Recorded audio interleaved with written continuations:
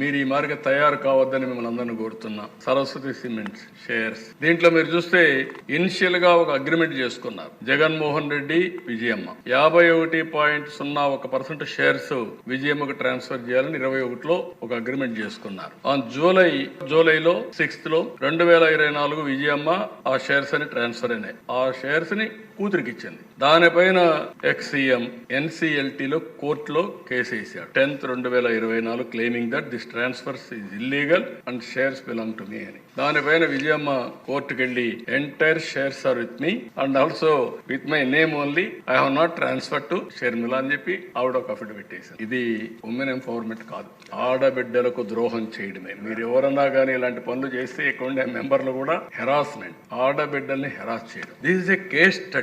ఎందుకు నేను ఈరోజు మాట్లాడుతానంటే దిశ అవాయిడ్ చేద్దాం అనుకున్నాను. నేను ఉమెన్ ఎంపవర్మెంట్ మాట్లాడే సమయంలో ఇలాంటి జరిగితే ప్రజా చైతన్యం తేకపోతే నాది కూడా తప్పవుతుందనే ఉద్దేశంతో నేను చెప్తున్నా. ఇలాంటి టాలరబుల్ కాదు.